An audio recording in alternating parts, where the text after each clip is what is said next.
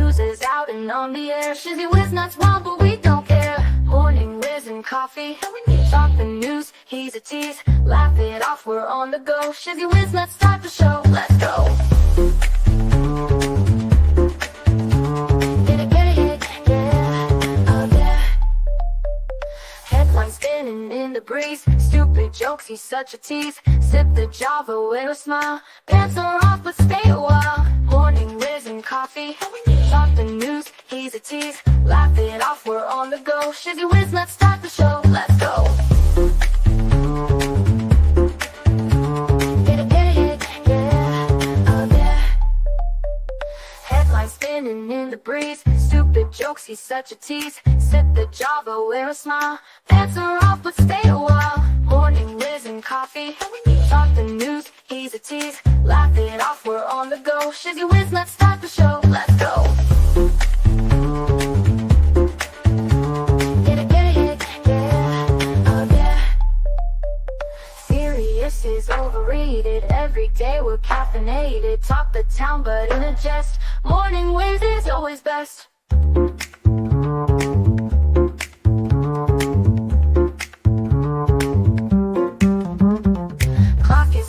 Time to run. Morning show's a load of fun. Grab your mug, don't spill a drop. Laugh your ass off till you pop.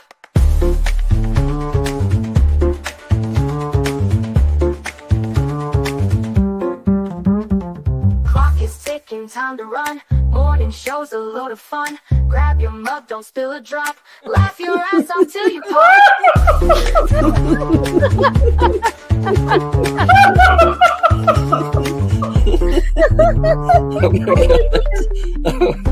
Oh my god, Shizzy breaks Larry. Shizzy broke Larry.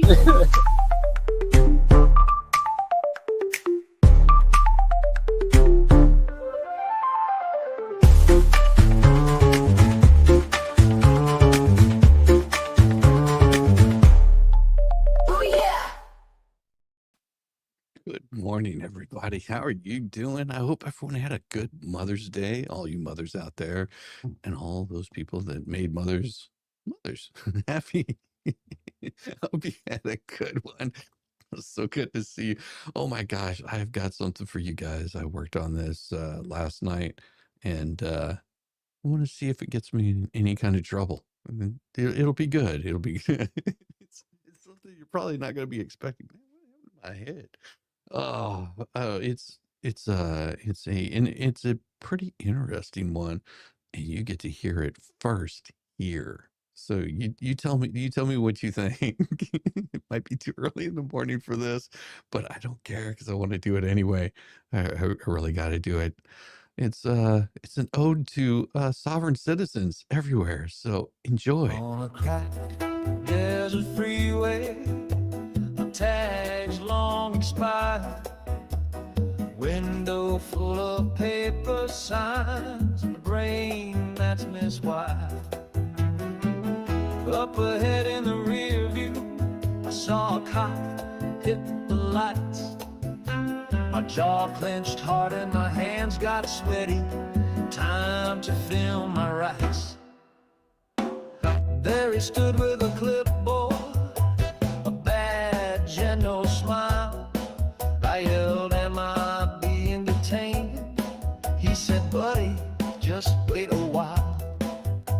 I rolled down the window, said, "I don't consent."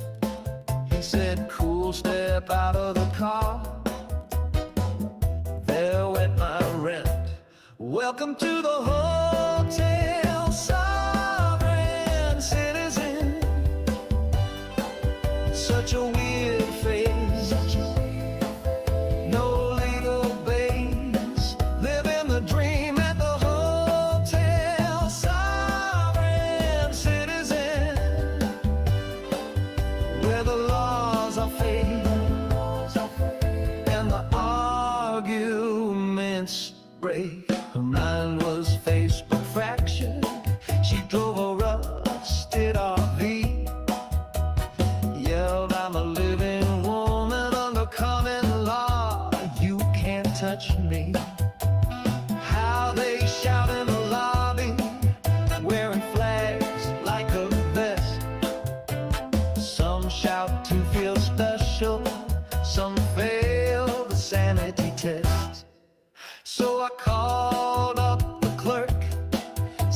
need my one free phone.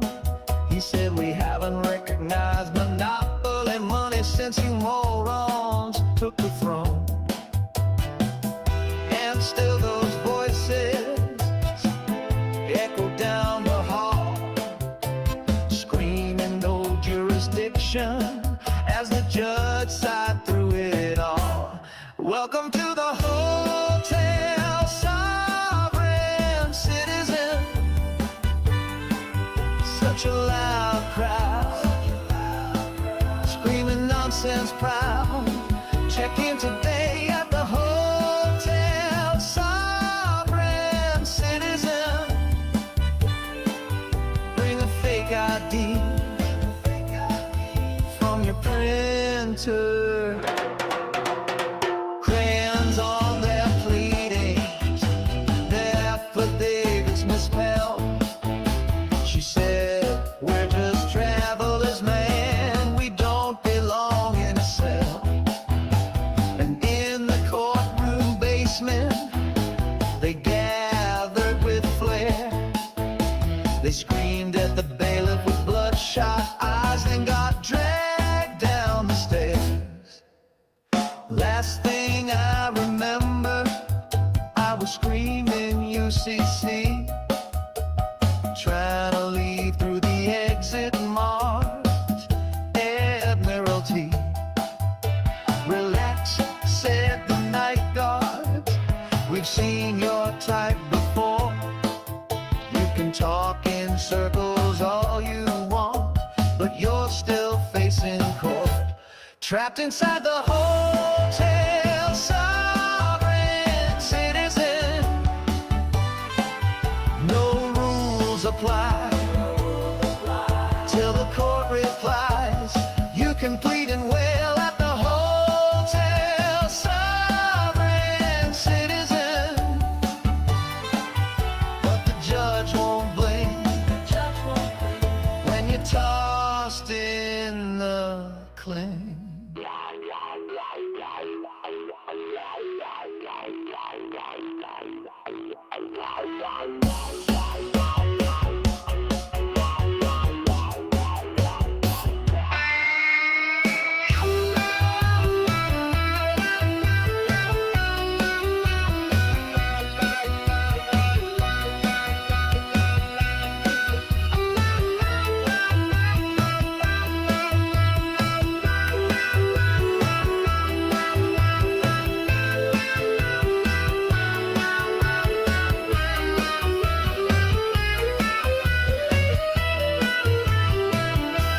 Trapped inside the hotel, sovereign citizen.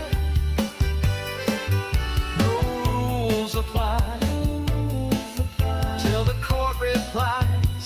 You can plead and wail at the hotel, sovereign citizen. But the judge won't blame when you're tossed in the cling.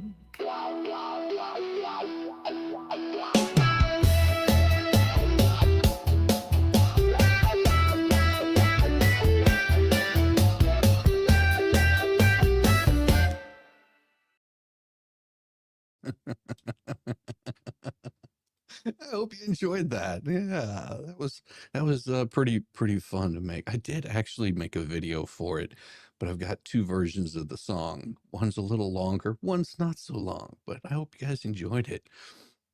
That was geez, the hair is still just like standing up on end. It's because a damn spider's been attacking me all night long. Good to see you. Oh man, that was fun. That was fun. Like I said, I hope you guys enjoyed that. That was something I worked on yesterday for a little bit instead of streaming. I know I took some time off. I had so much to do. Oh, oh man. But I did manage to see something pretty funny. And I wanted to share it with you guys 'cause I think you guys might actually understand this. I think you might understand it. It's pretty interesting. When I saw this, I was like, I've got to share this with chat because it's going to be so worthwhile. Here we go. My resignation from lesbianism. So this is my resignation from lesbianism. Because actually, what the fuck? I am only 24. I came out at 18, so I've only been in the lesbian dating pool for 6 years, and all I can say is what the fuck? What the fuck? I have been through so much bullshit because I wanted to kiss girls. Because I needed to love women and kiss girls. So my life has been an absolute shit show for the past 6 years. And all I can think to do at this point is resign. I mean, if there's another solution, let me know, but... And you're probably like, oh, she's being dramatic. She's being dramatic. It's not that bad. It's not that bad. It's not that... Okay, let's just go through some of the shit that's happened in the past 6 years then, shall we? I have had a breakup song written about me and posted on the internet. I have been in a throuple. Did I seek out a throuple? No, I did not. No, I didn't go on Tinder and look for throuple, unicorn looking for couple. No. It's just a situation I got fucking roped into, right? I can tell you how we got there, but it you know? And that also blew up in my face, by the way. That was horrible. I have had my car chased down by someone's ex, like literally running on the side of my car, jumping in front of a moving vehicle and trying to fight me. Sorry. What the fuck?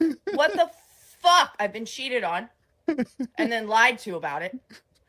I have had someone tattoo my entire body, ass and all, on their body just to get it covered up, just to cover up the whole thing. Need I go on? Like, at this point, like, do I need to even say more? Like, I feel like that's enough dating drama for at least a decade. At least a decade. Every serious relationship I've had, I've only had 2. And I lived with both of these people, have blown up in my face. So dramatically, too. Just each time I'm left fucked. So I never want to live with someone again. Also, I need to just resign anyway, because you know lesbians love to U-Haul, love to move in. I'm never living with any of you ever again. I've had someone threaten to take me to court.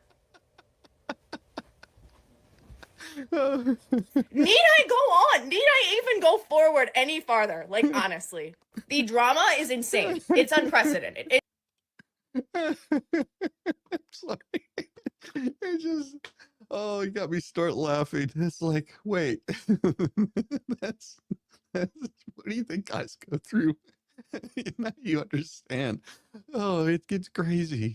It's crazy. Yes, we love you women to death. I will tell you the best thing that I saw on X was with when Megan Fox posted. On Mother's Day, she said, "Happy Mother's Day to everyone," except for Laura Owens. Oh my God, that was so epic. That was so epic. I just loved it. She should try, guys. We're simple. I know. That's the thing. We are the most simplest creatures.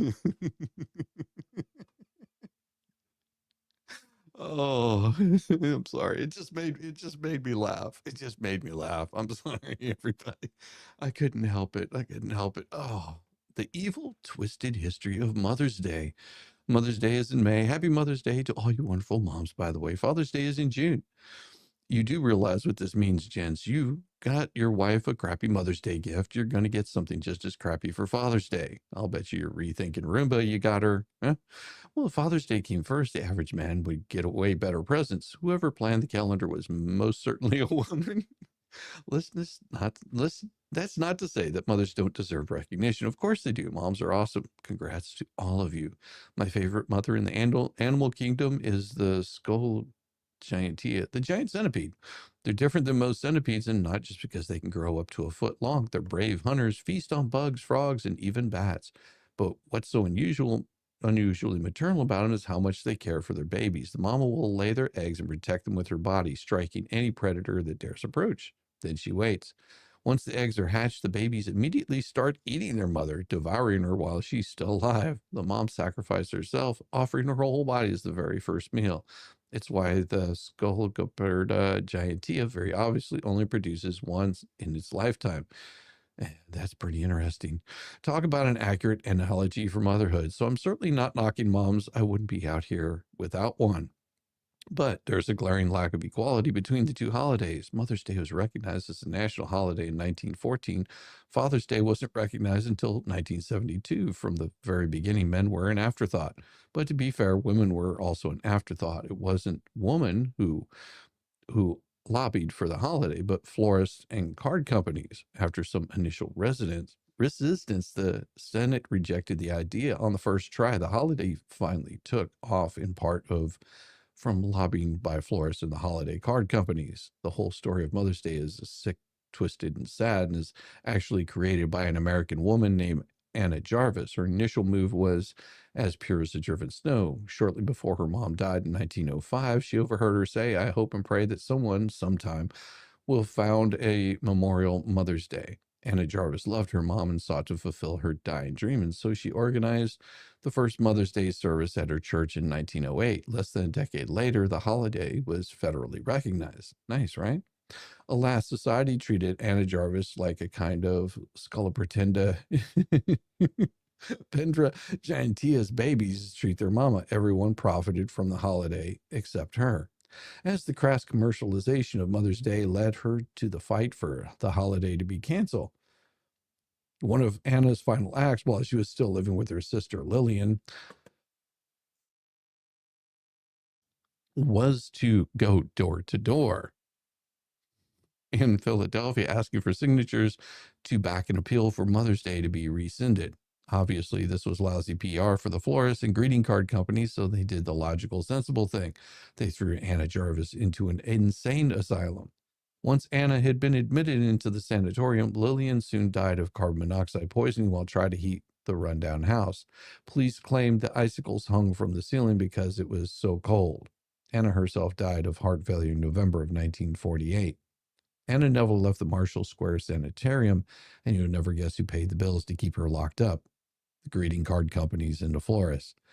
Guys, this is a really good story to share with your wife and or mom if you get them a lousy Mother's Day gift. If she's liberal, tell her Mother's Day is a sort of Confederate statue of federal holidays, and you couldn't, in good conscience, participate in such a sordid tradition.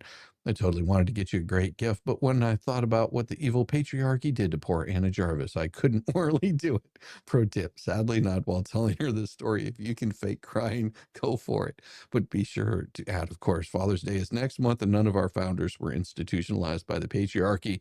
So here's what I'd like. God. That's pretty funny. Good job. Good job, Scott. Scott Pinsker wrote that from PJ Media. If you'd like to see more of his stuff, go check him out on PJ Media. They do run a 60% discount, which I believe is Fight. You should totally see it. Oh my gosh. You've been in a drought? Oh, I'm sorry to hear that. Yeah, we've been getting rain. My wife was traveling and she got back Saturday. Was it Saturday afternoon? Yeah, Saturday afternoon, like pretty well, it was Saturday late. So I spent most of my day with her. That's one of the reasons why I didn't stream, is I wanted to spend some lovely time with my lovely wife. But she had to drive through rain on her way almost the entire trip, that whenever she left on was it Monday, Tuesday, something like that. Whenever she left, it was raining and she drove through rain the whole time. And then of course it rained a little bit here pretty much throughout the week. And then on her way back, whenever she hit Macon, it was pouring down rain. she said she had to drive through it all the way there. And she's going out of town again today, which means she's going to be driving through rain again. Fun stuff. So it's scorching in the UK. Got yourself some lovely sunburn. Nice. I love that. That's a beautiful thing. Nothing wrong with getting a little bit of sun. Good morning, Rickles. Good to see you. Well, we've got this right here. The carousel of certainty, when pundits never leave and the conversation never grows. The barber shop that never changes. Imagine walking into a barber shop where men sit in the same chairs, trading the same stories daily. You know the rhythm by heart. Who speaks first, who interrupts second, and where it ends. There's no haircut, no new face. It's just a daily noise ritual. Now imagine that barbershop is broadcast nationwide and branded as informed political analysis. Welcome to American Roundtable Television, the perpetual roundtable. For over a decade, the familiar group of contributors has hopscotched from CNN to MSNBC, from Fox News to PBS, offering the same commentary regardless of the network or the news cycle. Names like Donna Brazile, David Brooks, Anna Navarro, Michael Steele, Jonathan Capehart, and Peggy Noonan appear exhaustively. Their titles vary from analyst to strategist to columnist, but their message rarely does. They aren't journalists on the front line or scholars revising their understanding. They're performers of predictability. They deliver recycled outrage, predictable partisan defenses, an occasional sigh of, we're better than this for gravitas. Even when the network changes, the script doesn't. Simone Sanders may leave a White House communications job, but she lands squarely on MSNBC. Navarro might rail against her own party, but she does so with the cadence of someone who knows the cameras love the conflict more than the content. And David Brooks could host an entire series on why I'm still thinking the same way after all these years. Well, the bubble problem is stepping behind the curtain of the cable news, and you'll find a world hermetically sealed from the one it claims to cover. Most political pundits live in the same 4 zip codes: Manhattan, D.C., Los Angeles, and Northern Virginia.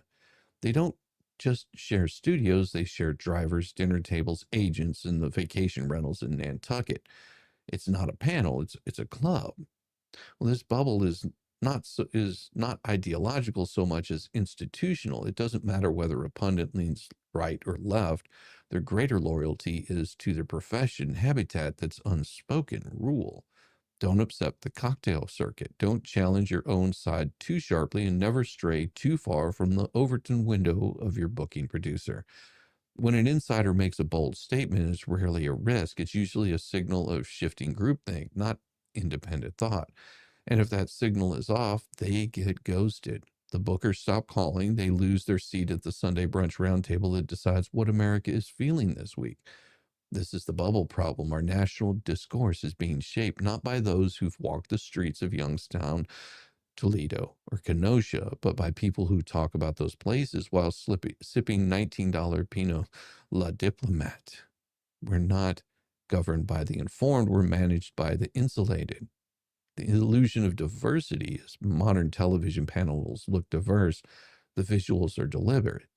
A mosaic of skin tones, ages, genders, and supposed ideologies. But when the conversation starts, it becomes clear that diversity is only skin deep. We're told Anna Navarro, Michael Steele represent Republican thought, but in truth, they serve as counterweights not to the left, but to conservatism itself. Their roles are often cast to represent dissent, not principle. Save critics who challenge the GOP from a studio desk, never from within its base. Panels often stage a progressive voice behind a center-right figure who has long since renounced actual conservatism. The resulting debates are rarely about the truth. They're about contracts. One inside insists America is structurally flawed and in need of a reinvention. The other agrees but quibbles over tactics. This is a curated consensus, not an argument. And so the actual spectrum of thought is gone. There's little room for, say, a traditional conservative who believes in religious liberty and federalism but rejects both parties. There's no voice for the anti-war leftist who disrupts global corporations and identity politics in equal measure. Those people exist, they just don't have contracts. Instead, viewers receive high-produced game of verbal dodgeball, ideas lobbed, never caught, never held. It's not dialogue, it's performative opposition within approved boundaries.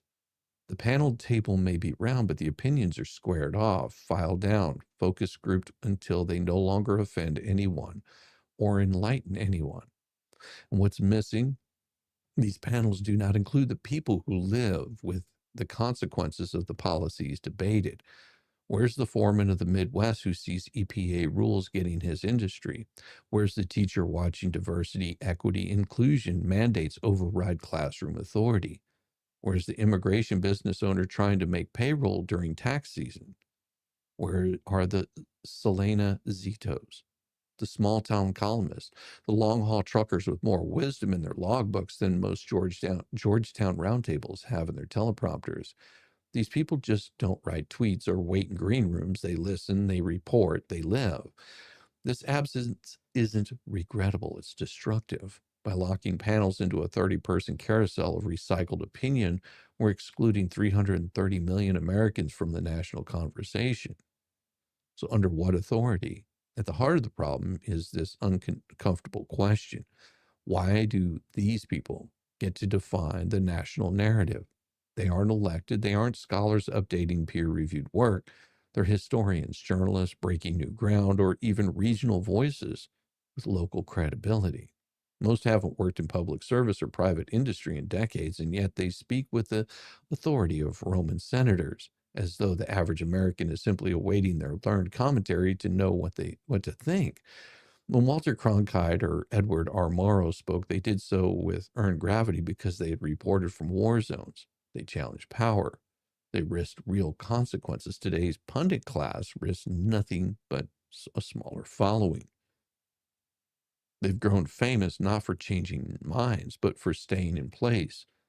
Familiarity has become a credential. Seniority is confusion with wisdom. Repetition is mistaken for relevance, and producers defend it.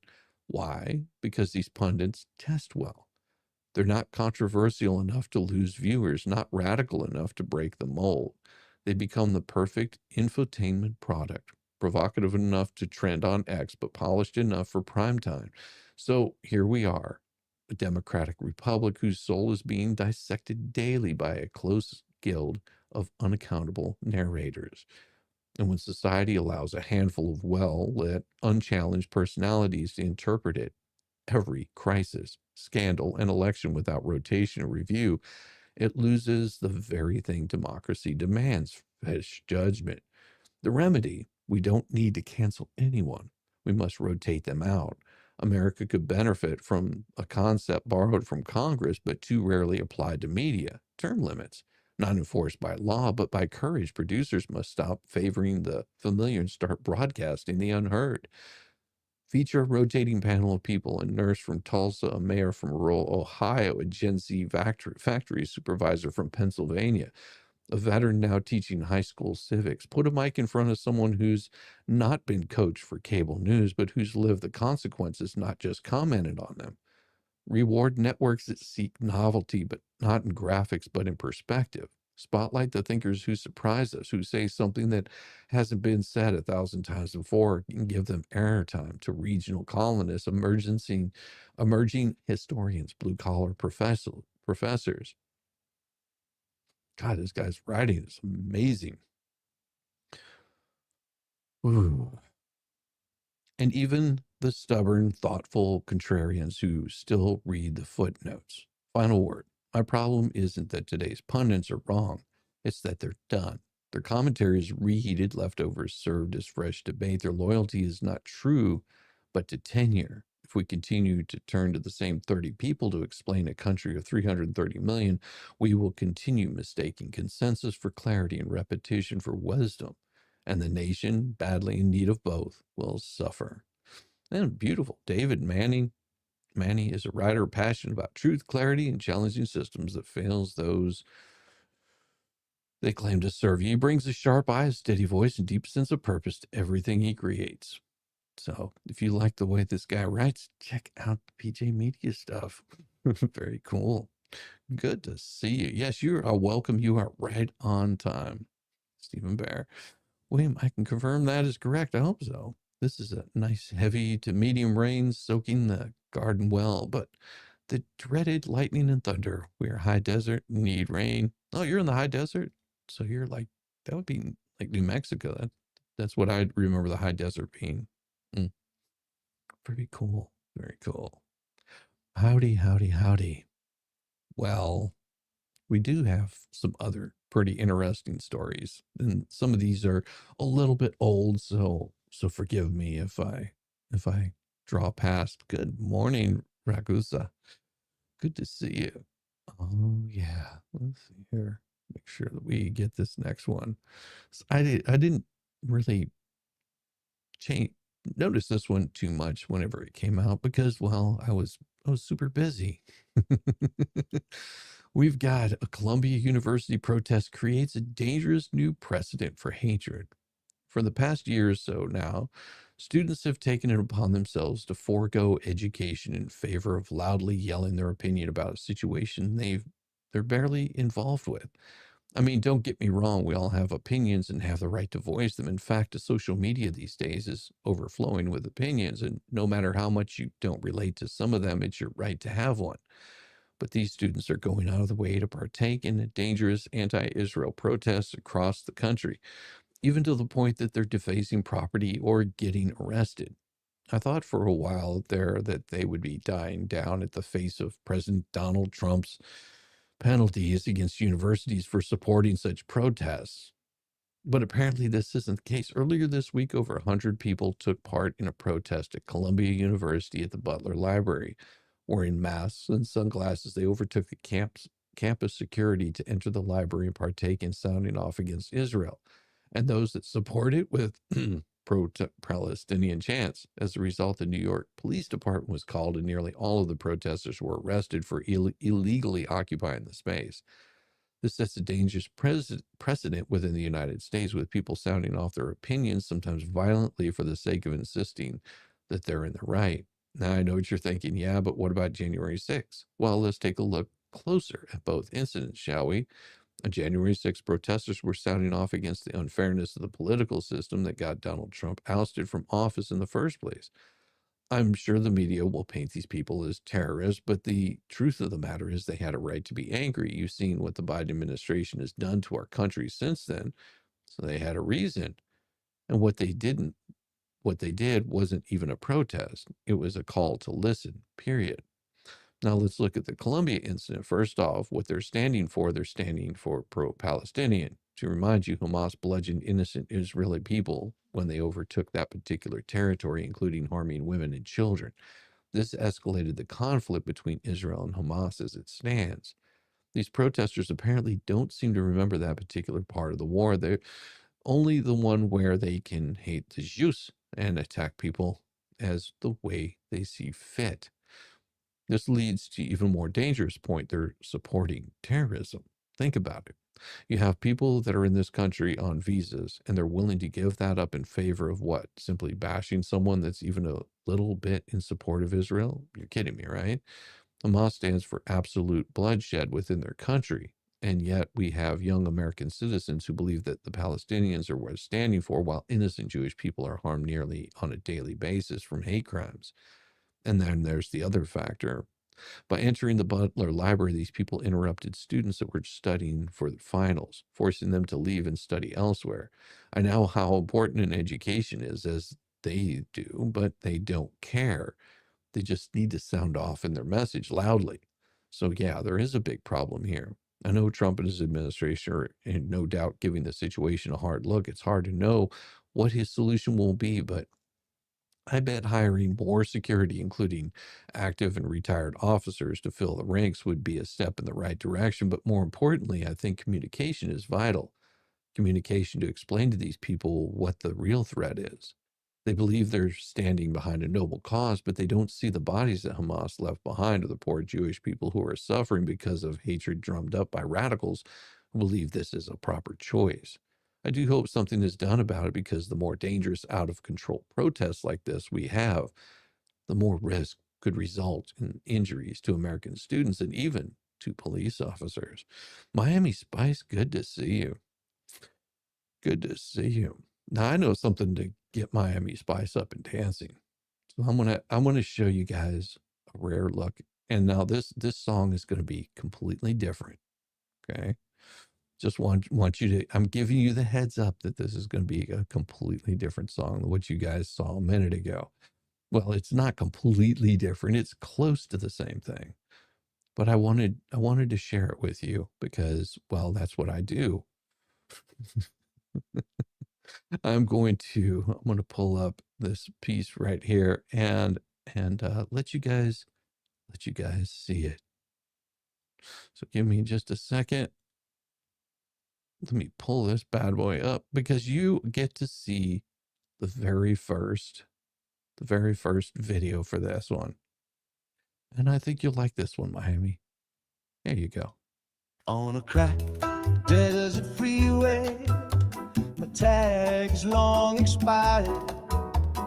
Window full of paper signs, a brain that's miswired.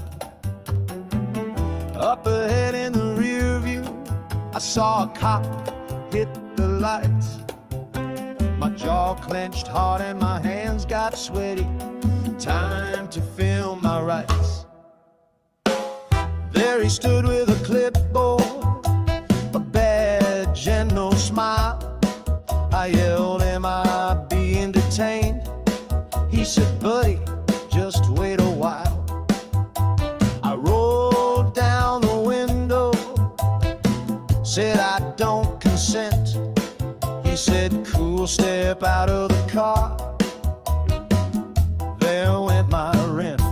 Welcome to the hotel, sovereign citizen. Such a weird face, no legal base. Living the dream at the hotel, sovereign citizen, where the laws are fake and the arguments break. Her mind was Facebook fractured. She drove a rusted RV. Yelled, I'm a living woman under common law. You can't touch me. How they shout in the lobby, wearing flags like a vest. Some shout to feel special, some fail the sanity test. So I called up the clerk, said I need my one free phone. He said, we haven't recognized monopoly money since you morons took the throne. And still those voices echo down the hall, screaming no jurisdiction as the judge sighed through it all. Welcome to the hotel, sovereign citizen. Such a loud crowd, screaming nonsense proud. Check in today at the hotel, sovereign citizen. Bring a fake ID from your printer. Crayons on their pleadings, their affidavits misspelled. She said, we're just travelers, man, we don't belong in a cell. And in the courtroom basement, they gathered with flares. They screamed at the bailiff with bloodshot eyes, then got dragged down the stairs.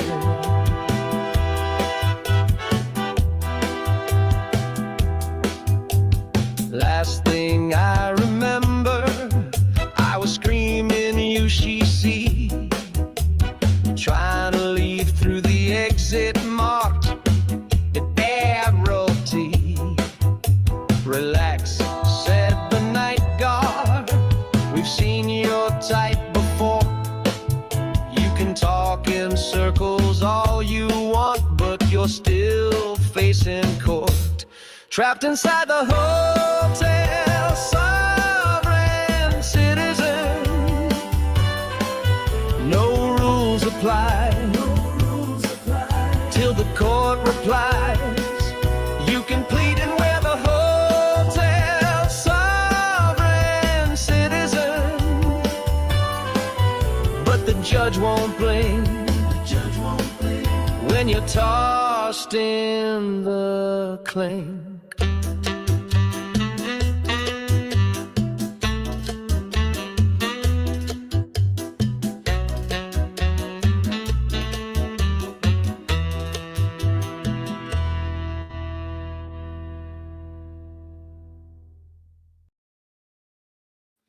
See, I thought you guys might like that one. I thought it was good. Yeah, yeah. No, I watched the live stream. How cool is that? I'm not engaged in commerce. I'm not engaging in commerce.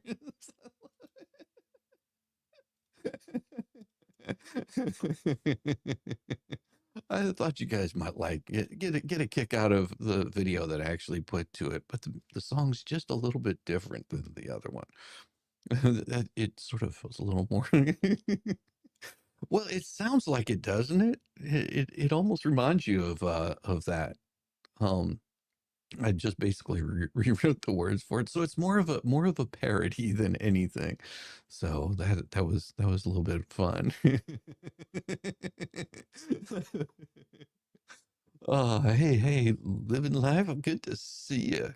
Good to see you. Good morning. Good morning. But yeah, just a nice, easy Monday. It's all rainy and sort of sort of sad out today. But of course, the puppies, they love hanging with me whenever it's like this. I want my constitutional right that the government doesn't exist. Good to see you, Steve. Oh my gosh. Well, let's get you here. We'll pull this one up. There we go. The long tradition of tension between the executive and the judiciary. Now, Chief Justice John Roberts took the podium in Buffalo on Wednesday night and, in one sentence, reignited the conflict as American as Lexington and Concord. No one, he said, should seek to impeach a judge simply because they disagree with the ruling. It was a direct response to President Trump's recent calls to remove crooked judges who, in his view, are politically motivated roadblocks. The remarks, delivered on the 125th anniversary of the U.S. District Court from the Western District of New York, carried the same dry firmness as a judge's gavel falling at the end of a lengthy trial. To those treating this as breaking news, well, it isn't. It's a kind of a showdown that has deep roots. The Robes and Resolute have been sparring since Republic's infancy. The design tension between the two constitutions' most coiled springs, the executive and the judiciary, a nation born of tension. In 1803, Chief Justice John Marshall struck the first heavy blow in Marbury versus Madison, establishing the principle of judicial review. This wasn't a soft legal moment. It was a gauntlet thrown at the feet of the President Jefferson. The court declared it had the authority to strike down laws passed by Congress and signed by the president. Jefferson believed it was a subtle tyranny from the bench, but he didn't retaliate. He stewed, and the balance shifted slightly towards the judicial. 30 years later, President Andrew Jackson ignored the Supreme Court outright in Worcester v. Georgia, 1832. The court ruled that Georgia's attempt to push the Cherokees off their land was unconstitutional. Jackson's reported response: John Marshall has decided, now let him enforce it. With that, Jackson advanced federal troops and forced thousands of Native Americans westward on the Trail of Tears. The judiciary had the law, but Jackson had the army.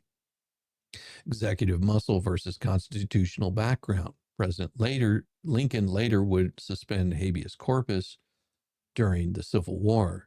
Chief Justice Roger Taney ruled it unconstitutional. Lincoln ignored him. The Union was at stake, and the legal niceties could wait. Wartime presidents, right or wrong, often stretch the Constitution until it thins out like old parchment. In the 20th century, President Franklin Roosevelt, frustrated by the Supreme Court's resistance to his New Deal policies, proposed a plan to expand the bench. One new justice for every sitting justice over 70. Though the plan failed politically, it pressured the court to shift its rulings. It was a war of attrition, not artillery. Roosevelt lost the battle, but arguably won the war. Then came Richard Nixon. When the Supreme Court ordered him to hand over the Watergate tapes in U.S. v. Nixon, 1974, the president complied and soon resigned. It was the rare moment when the executive bowed fully to the judiciary with no defiance or delay, just the humbling of power. And Trump and the bench, the modern chapter. President Donald Trump has always seen judges as oracles of the Constitution, but as players on political chessboard. If they rule against him, they're Obama judges. If they side with him, they're fair. His attacks on the judiciary began in earnest during his first term, drawing Chief Justice Roberts out of his unusual institutional silence. In 2018, Roberts responded to Trump's jab at an Obama judge with a statement that still resonates. We do not have an Obama or Trump judges, Bush judges, or Clinton judges, he said. We have an extraordinary group of dedicated judges doing their level best to do equal right to those appearing before them. The quiet rebuke reminded the public that the president and the judiciary is not the president's extended arm. This week's remarks, however, are no longer quiet. Roberts named the behavior threats of impeachment or for political disagreement. In doing so, he's protecting the judiciary's independence from the creeping vines of executive overreach. Why this matters now is we're not at risk of constitutional collapse, but we are witnessing a renewed test of the nation's institutional balance. The recent exchange between Roberts and Trump didn't erupt in a vacuum. It's the latest flashpoint in a long-standing debate over judiciary's reach, particularly regarding issues at the core of national identity and sovereignty. Throughout his time in office and beyond, President Trump has made border security a central priority. He had advocated for constructing physical barriers, reinstating deportation mechanism, and reviving policies designed to deter illegal entry, including Remain in Mexico and expedited removals. His administration challenged decades of immigration norms, arguing that the porous border not only threatened national security, but also strained public services and undermined legal immigration itself. Yet federal courts delayed, blocked, and overturned many of these efforts. Judges questioned executive authority, interpreted statutory language narrowly, or cited constitutional protections that, in their view, applied regardless of immigration status.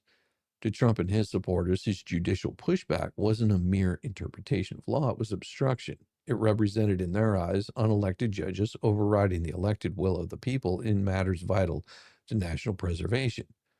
Roberts and the judiciary saw it differently. They believed their role was to apply the Constitution impartially, ensuring that even broad executive actions adhered to legal boundaries, from immigration to public health mandates. The courts have served as a check not on the president's goals, but on the tools he used to achieve them. That's what makes the moment more than a political clash. It's a deeper argument over whether the courts safeguard justice or frustrate policy, and the answer often depends on which side of the gavel you're on. Final judgment. Let's not panic when presidents and justices collide. Let's recognize the wisdom with noise. These aren't signs of institutional decay, but proof that the republic still breathes and strains exactly as it was meant to. In this clash between Roberts and Trump, we don't see a broken system, we see a living one. A government where ambition still checks ambition, where both branches are fighting in their wage to defend what they believe is the American ideal. Trump believes the judiciary must remain accountable to the people, especially when rulings reach far into their daily life. Challenging long-held views on sovereignty, security, and societal order, his supporters see him not as the enemy of law, but as its reformer, demanding clarity, consistency, and the restraint from branch that too often appears insulated. Roberts, by contrast, guards a different principle. Courts must resist the gusts of popular pressure, preserving the Constitution's stability in a world obsessed with reaction. In his view, judges serve justice best when they're above the storm, not inside it. Both men are acting on conviction. Both see danger in the other's approach, and both in different ways are honoring the office they hold. And that's not failure, that's freedom. And in that loud and perfect debate, we endure. Beautiful. David Manny, he's a wonderful writer. He must be new over at PJ Media. I'm enjoying him stuff. Legislation from the bench has always existed. Absolutely right, Stephen Bear. It absolutely has. And it's crazy. But what we're gonna do is we're gonna do a nice quick little break. I'm gonna throw you guys a little bit of music, maybe some dancing stuff. I want to go get myself some more coffee, because that's what I do in the morning, is drink darn coffee, and I'm running low this morning. So what I want to do is I'm going to give you just a nice, easy song. I hope you enjoy it, and I will be right back.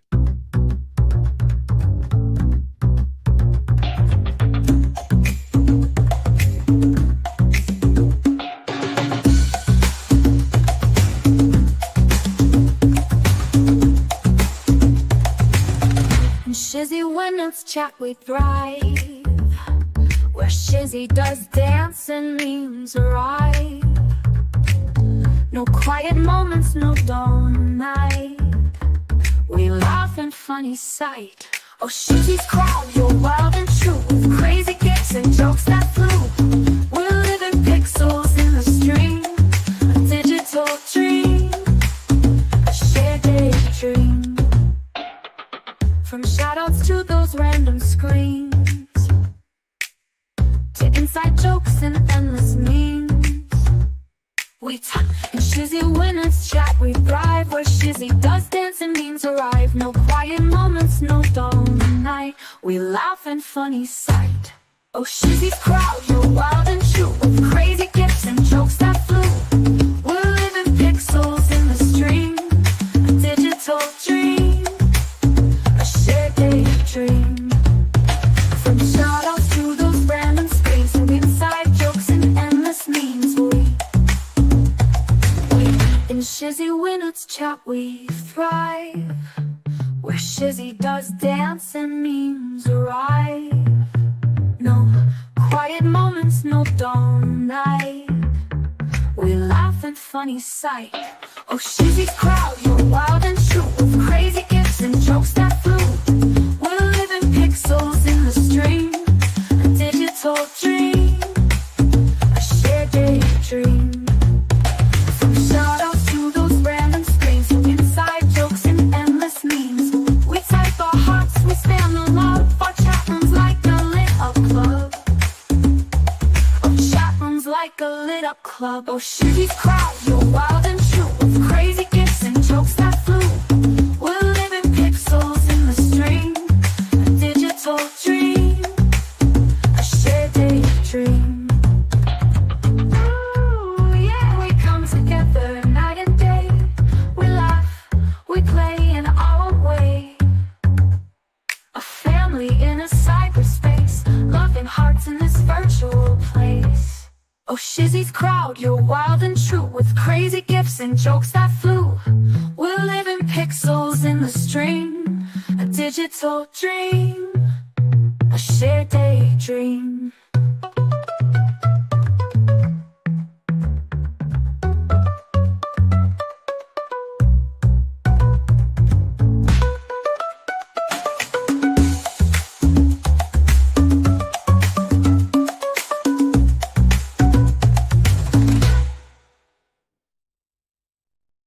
Oh yeah, I am back.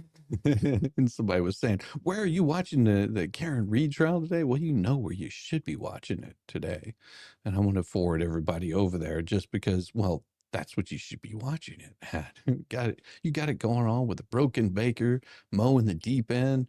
Everybody is going to be watching that one. So that's where you should be watching it. And of course we've got this right here from Rickles. How about some streams with tutorials about creating videos? You rock at it, Maestro. How about some streams? No, tutorials? No. Those are the kinds of things that you figure out on your own, because I will tell you, it sticks with you much longer if you figure those things out on your own. It's Mo Baker, Emily D. Baker. No, not Emily D. Baker. Mo in the Deep End. Mo in the Deep End. That's where I send you guys every morning after I'm done here that I possibly can. Nice video. Well, thank you. I appreciate it, William. Yeah, well, it's Mo, Broken Baker, and Valhalla Waits are usually going to be there. So yeah, can you get us started? The best way, and I will say this, the best way if you ever want to start a stream, best way you do it is you turn on your microphone and go live. Because whenever you fail miserably, you can go back and look at it and go, I should have done X, Y, or Z. And then you can make those changes, because each person, the way they stream is different from the next. And I'm serious about this. And you don't have to buy the expensive software or expensive microphones, expensive cameras. You can go really inexpensive, believe it or not, right from your own phone, you can start a stream. Now, if you don't want to be on camera, just create yourself an avatar and, use the free version of StreamYards or Streamlabs or any of the other ones, and you just fire that thing up and away you go. Don't worry about what other people are doing. Don't try to imitate everybody. Just do what you enjoy doing. And I guarantee you, if you've got something to say and something to talk about, people will listen. They'll come, they'll hang out, they'll promote you, they'll enjoy your show. Yeah, YouTube is free. Streamlabs Studio. You can do Streamlabs Studio for free. They do have a free version of Streamlabs. And it's a trial version, but you can also use what do you call it? It's made by Streamlabs Studio. Yeah, Streamlabs Studio is free. You can use the free version of it. You can't keep things recorded, but you know, there is a free version of it. You can also use OBS, which is free. Streamlabs OBS is free. Then there's just standard OBS that you can use. There's multiple different pieces to use. But I will tell you, for the if you believe in what you're doing, you enjoy what you're doing, then why would you have to spend money on it? I do, because after a period of time, so the Wizzy show's not good. No, it's not a good idea. Trust me. Also, you know, some of the things to remember whenever you're doing these is stay out of the drama.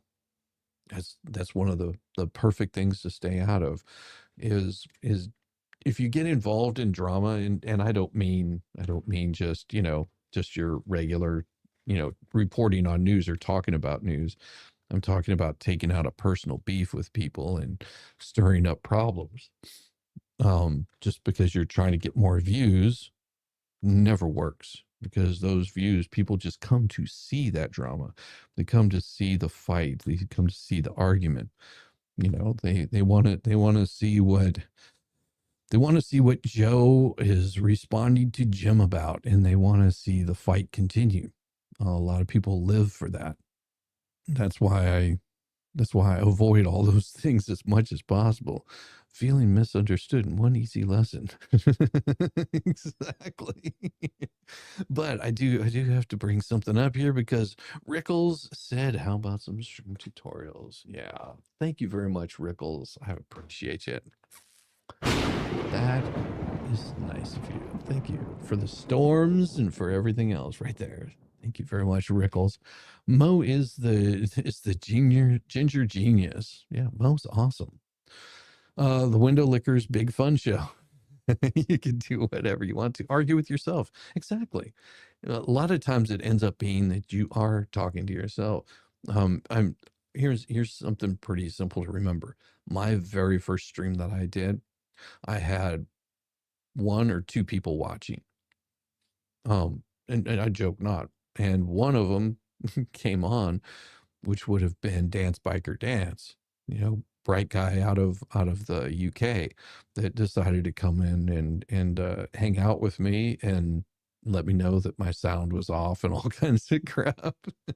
I had probably spent about an hour and a half just trying to figure out how everything worked, and came in and we talked and hung out and shot the shit, talked about, I don't even remember what at the time, but it was one of my favorites. I still owe you a video of you dancing. That's awesome. Blame Jeremy or Donald Trump, your choice. Well, blame everybody.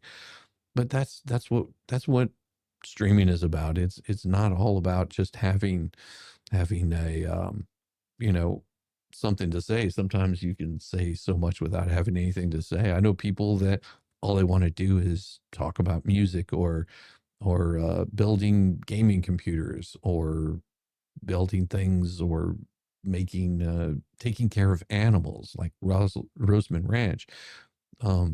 It's yeah, J Hip, everybody. Morning, J Hip. You know, just find something that you enjoy doing, something that you enjoy talking about. I mean, J Hip's a perfect example of that. You know, he runs a fun show, but you know, to each what you do. If Jay can do it, anyone can. Exactly. He's like Mikey in the cereal. like I said, it all depends on what you want to do. And, sometimes you'll shift direction and you'll find your little niche where you enjoy being. That's really what there is to it. Roy Cooper runs in a panic from questions about trans athletes. On May 10th, this was written. It's always hilarious to watch celebrities and politicians dodge the tough questions. TMZ pioneered the ambush interview in which someone approaches a public figure and asks questions. The reactions often speak louder than the answers or non-answers. The latest example of this is former North Carolina Governor Roy Cooper. The two-term Democrat announced earlier this year he was taking a teaching position at Harvard, which isn't surprising for a leftist, but he is also considering a 2026 Senate run against incumbent Senator Tom Tillis, Republican from North Carolina. Well, in 2023, North Carolina's legislature passed the Fairness in Women's Sports Act, which banned biological men from competing in girls' and women's competition sports in the Tar Heel state. Cooper vetoed the bill, but the GOP majority was robust enough to override the veto. Side note, it wasn't the first time Republican majority put Cooper in his place. In 2023, he vetoed a pro-life bill that spring, and the legislature promptly overrode that veto. This brings us to the ambush interview with Cooper that took place this week. In the video you'll see below is an unidentified man approaches Cooper to ask the question, why do you support men being able to play in women's sports? Governor Cooper? Yeah. Why do you support men being able to play women's sports? Can you let me in, please? Roy. Governor Cooper? Why do you support men being able to play women's sports? Governor Cooper, could you please answer the question? Governor Cooper, are there more than two genders? Ooh. Governor Cooper. Ooh. I won't judge you if you watch it multiple times. It is that hilarious. Cooper had three options. He could have answered a simple yes or no, or he could have said no comment. Instead, he panicked and hopped in the car like he had just robbed a bank. Here's how I see it. Cooper had his eyes on Tillis' Senate seat, and he can't afford to go on the record that he's cool with letting dudes beat up on girls and women. It's too risky a place in which to plant his flag if he wants to win over the Tar Heel state voters. However, Cooper is a Democrat. We know where Democrats stand. They made it a hill to die on to pander to the slimmest of minorities, while over the well-being of hardworking female athletes who work hard for medals, records, and scholarships. At every age level, boys and men pretend to be girls and women, and they dominate. It not only robs genuine biological females of the wins they've worked so hard to achieve, but it also puts them in danger. Legislatures across the country are getting on board with protecting girls and women, and President Donald Trump is making sure that our sisters, daughters, and nieces get a fair shake. Why can't Roy Cooper be honest about his position on this issue? Be interesting to know. But that's how it goes. Good morning, Texas Alien. Good to see you. Good morning, Shizzy. Love your show. I love it too. I love doing what I do. Unfortunately, next week's going to be crazy. I'm not sure if I'll be able to do many streams in the mornings, just because it's going to be me out of town working. I'm going to be up early, and I don't even know if I'll be able to do streams at night. But we do have, what is today, the 12th? 2 more days. 2 more days. We're going to have a filing that comes out, and probably will be one of the most glorious things that you've seen in a while. So just be ready for it, because it's going to get crazy. Oh boy. Let me see what we have here. I don't know if I want to talk about that. Nope. I don't want to talk about that one. Here we go. This is the one I want to talk about. So morning with Mo today. I don't have any idea why. No morning with Mo today. Well, probably because it does take a little bit to get streams set up. And then whenever you get them set up, you have to do quite a bit of stuff. So I believe that she doesn't do one early in the morning because she's just super busy with doing everything else. So that's pretty much why I have it set up for her to come up and do those kinds of things. But that's how it goes. That's how it does. That's how it goes. We love Mo in the deep end. I didn't think Mo started until like 8. Though she does start at 8, but she may not be starting today because of if she's covering that trial, that takes a lot out of her.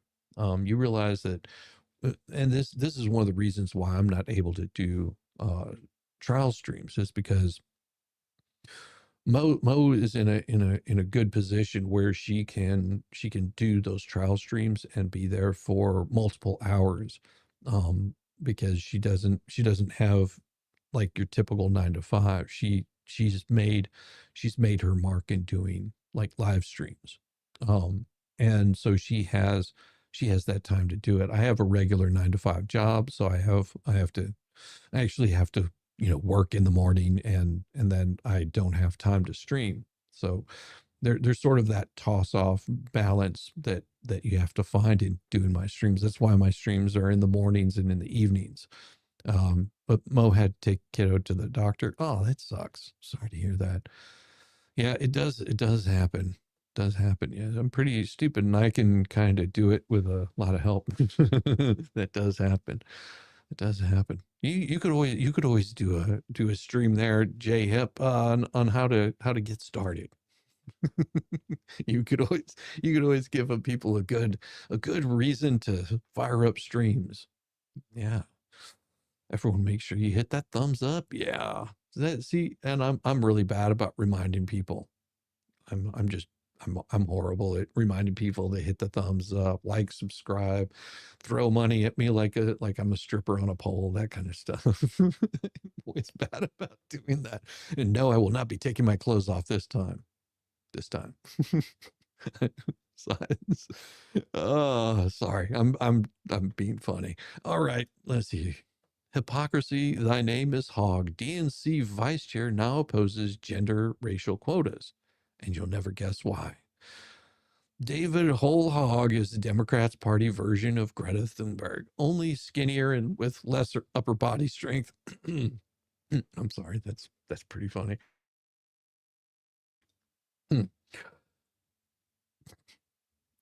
A youthful, baby-faced answer to complex social problems, but his recent ascent to vice chair of the Democrat National Committee does make sense, as does the looming controversy about his appointment. In a party still led by over-aged dinosaurs, including Nancy Pelosi, Chuck Schumer, Steny Hoyer, and Bernie Sanders, adding a fresh face follows cosmic logic. After hemorrhaging the young male vote in 2024. The DNC certainly had to do something to woo back the bros. Certainly the status quo wasn't sustainable. The effectiveness in the feather-fisted, waif-sized, high-pitched hog as the DNC's bro magnet notwithstanding. Unfortunately, the Democrats' party's problem isn't cosmetic, it's substantive. And such, the cosmetic solution wouldn't really address the problem anyway. Regardless, when David Hogg ran for vice chair of the DNC, he got lots of votes and won the election. End of story, right? After all, the Democrat Party is synonymous with democracy. It's in their DNA. For an entire year, it was the casus belli. Sorry. If Trump won, democracy would be over. Well, Trump won, and I guess they were right because there's now a fight afoot in the DNC to overturn their Democrat election. David Hogg is a white male. That's the problem, because the person he defeated isn't just a female, she's also a Native American. Uh-oh. If it turns out she's also part Palestinian and or transgender, Hogg is toast. The article, Native American woman gets a chance to topple Hogg at DNC, spills the beans. A candidate who failed to win a Democrat National Committee leadership role is challenging her defeat. The first threat to DNC Vice Chair David Hogg, since he vowed to keep backing some primary challenges to incumbents. The DNC's Credentials Committee will meet virtually on May 12th to consider the challenge from Kaylin Free, a Native American attorney and part activist who lost a vice chair spot to Hogg at the February 1st meeting. In her complaint shared with Semaphore by and I hate that they keep putting Democratic in there. It is the Democrat Party. It's the DNC. It's not Democratic. It's Democrat. and I'm just going to sound some frustration here. Now, back before some of you were probably, around, the it used to be, and I'll say this in all honesty, and you can look it up if you don't believe me. If you ever watched the news, you had the Republican Party and the Democrat Party. One showed red, the other showed blue. Well, back in the day, it used to be that the Republican Party was shown as blue and the Democrat Party was shown as red. And in those days, you had the blue and the red just to denote the two different parties. One red, one blue. Okay. And then at some point, they changed. I don't remember the exact year, but they changed. It was because of the news cycle. The news cycle decided too many people were calling the Democrat Party red, and it had a lot of connotations to do with communism. And so news stations changed those two colors around. And it was slow, but it did happen. And now you'll see that the Republican Party is shown as red, Democrat Party is shown as blue. It's just a big change. And it is not the Democratic Party. It is the Democrat Party. Sorry, just had to get that out. Don't stop changing the name. It doesn't work. Freed argument lost a fatally flawed election that violated DNC charter and discriminated against 3 women of color candidates and asked for new vice chair elections. In February, after several rounds of voting, the race came down to 5 candidates. Kenyatta, Hogg, Free, and 2 other women. Kenyatta and Hogg claimed the open spots. But by aggregating the votes across ballots and failing to distinguish between gender categories in a meaningful way, the DNC's process violates its own charter and bylaws, undermining both fairness and gender diversity, argued Free, a citizen of the Choctaw Nation. Emphasis added. The DNC insists this election was perfectly fair. While we are confident that the DNC officer election was conducted fairly, transparently, and in alignment with the rules that were approved by the DNC membership in advance of the election, the party provides an opportunity for any candidate or member to raise concerns for further discussion, a DNC spokesperson told Fox Digital News. Previously, Hawk dutifully parroted the party line on gender issues. There's no record of him ever speaking out against quotas, gender or otherwise, and these sorts of statements were commonplace. Women's rights are human rights, women's rights are human rights, women's rights are human rights, women's rights are human rights. Talking about sexuality and gender isn't what killed 17 of my classmates and teachers, but he wasn't even there. The shooter at my high school was a white nationalist. The shooter in El Paso was a white nationalist. The shooter at Charleston Church Massacre was a white nationalist. Gun violence is a racial justice issue. But now that he's personally inconvenienced by quotas, he's speaking a very different tune. And this was, well, I'm not going to show this perfectly perfect clip because it'll just get me in trouble. Mo is live. See, we'll send you guys over to Mo after we're done here. Here's the clip. The fun begins at roughly the 7:08 mark, right after Maurer asks Hogg about the Native American women's complaints. Hogg says, so not to bore people, but to get in the bureaucracy of the DNC, we have a gender balance rule at the DNC because of course we do. Lawyer, Republican of New York, by the way, the Republican Party does too. If the chair is male, then the vice chair has to be female. Hogg, well, that's interesting. That's even more progressive than our vision, which is that the chair doesn't count towards the gender balance rule that we have. Frankly, I don't even know if it makes sense for us to have gender balance rule anymore in this day and age because I want to focus on whoever's just the best at the job at this point. That's my own view. You mean we should go by merit, not quotas? Why the policy change, David? Why now? Certainly you're motivated by more than personal ambition, right? That's a real head scratcher. What's a white nationalist? It's a guy from Germany that loves his country. How's that? Is that what a white nationalist is? I don't know. I mean, I guess someone that loves their country just happens to be white. So what happens if they're black? Would then they be a black nationalist? What if they're Indian? Then they like, are they like Indian nationalists? I don't know. Push start, pull start. I am confused. Thanks, Jay, for the $2 super chat. I appreciate it. Jay, the same as Black nationalists, just not as tan. See, Steven's got it. Share this tab. Oh yeah, would the left finally explain the inexplicable? Somewhere between 10 and 12 million illegal aliens were invited into the United States by the Biden administration. As far as logistics go, former President Joe Biden could not flee Afghanistan without getting 13 Marines deleted and abandoning to the terrorist Taliban 50 billion in munitions, a $1 billion embassy, and a 300 million retrofitted huge airbase. But Biden and his handlers proved far more logistically capable when the target was fellow Americans. After all, they somehow managed to stop the congressionally approved continuance of the border wall, to subvert federal immigration law, to emasculate the Border Patrol, and to ensure that millions of people around the world could simply walk into the U.S. illegally, unaudited, and with impunity. But why did Biden and his puppeteers do something so anarchic, so injurious to their fellow Americans? Why cost the nation hundreds of billions of dollars in massive new entitlements? Why swamp the social services of our own poor citizens? Why turn loose 500,000 criminal aliens and gang members to prey on our own weak and defenseless? Was it the idea to alter the demography to one fell swoop, to grow dependent class, thereby expanding government? Was it pure spite born of hatred of half the country? Was it to ensure future constituencies, given that Democrat agenda no longer appeals to most Americans? Was it a globalist gamut to demonstrate borders are anachronistic? Was it fast track new voters under the laxity of post 2020 early and mail in voting protocols?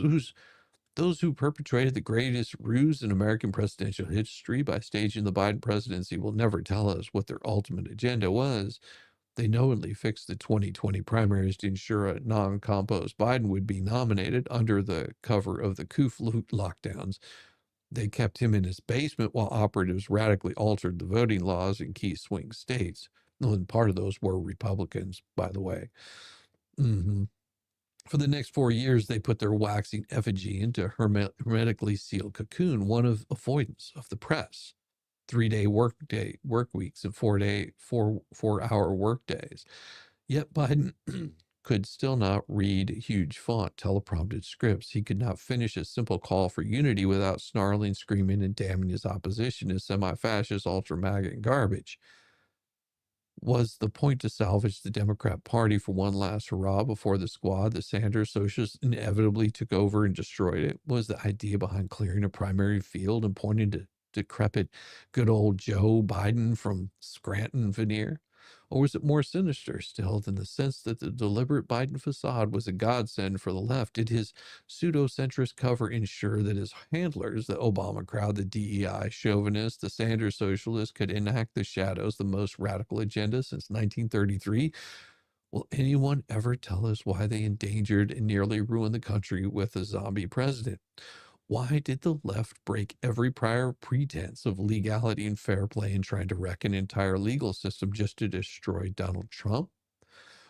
Why did the so-called stewards of jurisprudence coordinate 4 local, state, and federal prosecutions to cook up 93 indictments, the vast majority of them ridiculous contortions that will never be charged against any other American? What was behind the disastrous effort to de-ballot Trump in most of the blue states, to save democracy by destroying it? Why did they twice impeach a president and then try him as a private citizen? Why did SWAT teams swarm an ex-president's home to carry off over 10,000 documents in order to find 102 classified files? Why did the FBI bring their own pre-prepared classification labels? Why scatter photo files on the floor? Had Trump destroyed subpoenaed evidence like Hillary Clinton's emails? Had Trump stored the files Biden style at 4 different locations? Had Trump earlier just flunked rather than aced the Montreal cognitive assessment? Would special counsel Jack Smith, as did Robert Hur in the Biden file case, have dropped all the charges against Trump on the grounds he was an elderly man with poor memory? So, what was behind the 4 years of trying to blow up and discredit our legal and law enforcement system just to destroy Trump? Was their goad his accent, his bombast, or his tan that so drove the elite left into insanity? Were they convinced they could never beat him in another election? Did they hate him because in his first term he had secured the border, grown the economy, and had no wars abroad? Or was it an unstoppable fixation, a destructive addiction? In sum, the more he mocked them, the more they sought to destroy him, and all the more they ensured that he would be president again. And it says, I am formally inviting you people all to watch me on Friday or Saturday nights. Megan Fox has been there 100% of the time. Shizzy equals 0%. Although Meg was never formally invited, I'm inviting you.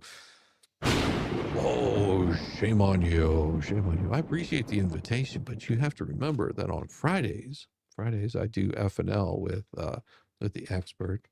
And that is also coming up. We have an out-of-town group gathering. You could call it a complete cluster F, but that's what we will be doing. I appreciate you. And I thank you for the invitation, but that's what I do on Fridays. I'm over on FNL every Friday. Thank you for the $10 super chat. And that's what I do. So Fridays are over there with the expert.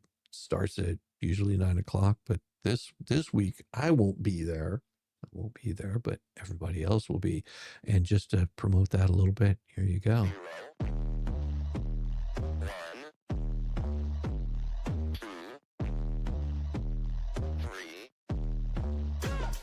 Let's get started.